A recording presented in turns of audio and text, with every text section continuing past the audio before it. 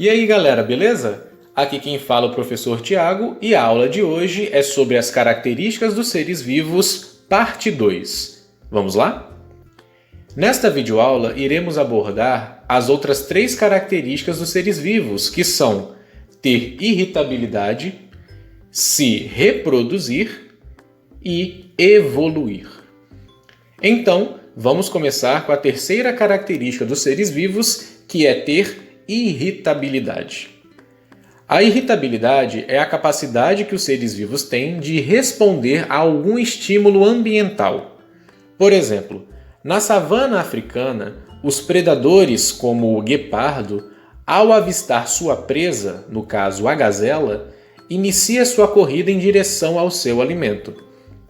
A gazela, por sua vez, ao observar o movimento do guepardo em sua direção, inicia uma corrida para tentar fugir de seu predador, e a perseguição em alta velocidade se inicia, podendo terminar favorável para o guepardo ou para a gazela.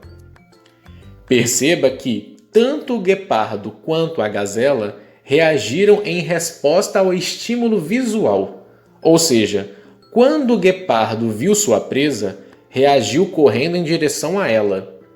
Já a gazela, quando viu seu predador correndo em sua direção, reagiu correndo para longe dele.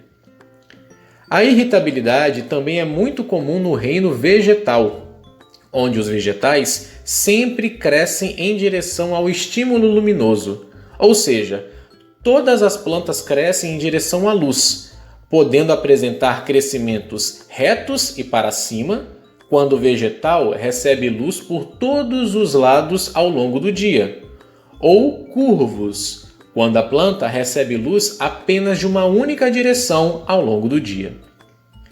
Para esta irritabilidade dos vegetais em relação à luz, damos o nome de fototropismo, que significa crescer em direção à luz.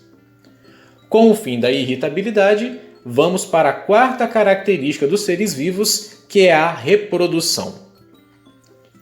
Todos os seres vivos se reproduzem, gerando descendentes para a perpetuação das espécies.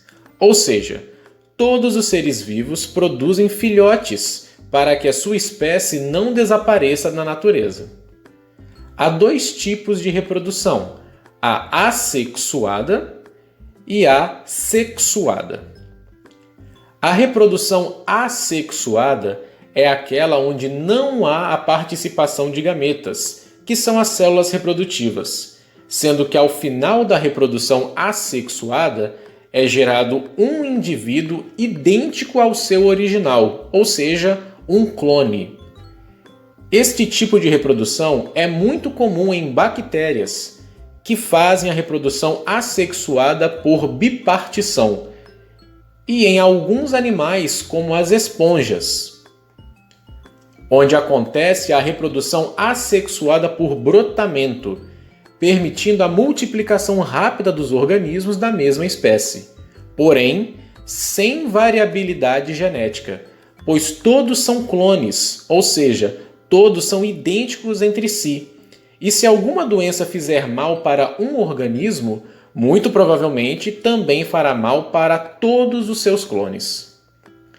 Já a reprodução sexuada é aquela onde há a participação de gametas masculinos e femininos, que ao se unirem em um processo chamado de fecundação, formam o zigoto ou célula-ovo, que se desenvolverá em um novo organismo que possui metade das características do pai e metade das características da mãe. Ou seja, na reprodução sexuada existe a variabilidade genética, pois o filhote tem 50% das características do pai e 50% das características da mãe. Isso quer dizer que se alguma doença fizer mal somente para o seu pai, por exemplo, o filhote tem apenas 50% de chances de também sofrer com a doença que fez mal ao seu pai. Terminada a reprodução, vamos para a quinta característica dos seres vivos, que é a evolução.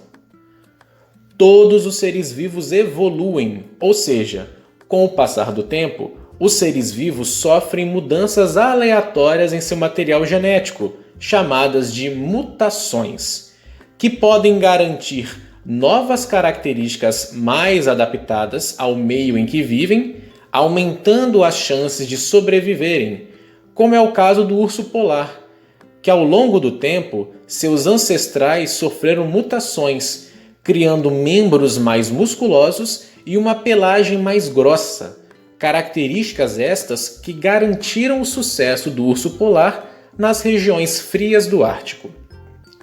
Ou ainda, essas mutações podem criar novas características menos adaptadas ao meio em que vivem, diminuindo as chances de sobrevivência, como é o caso deste filhote de zebra, que nasceu marrom com bolinhas brancas. Essa mutação causou um aumento na produção de melanina, que é um pigmento que dá cor escura à pele, deixando esse filhote de zebra diferente dos demais indivíduos do seu bando, chamando mais a atenção dos seus predadores. E aí, galera? Ficou alguma dúvida? Se ficou, veja novamente essa videoaula, beleza?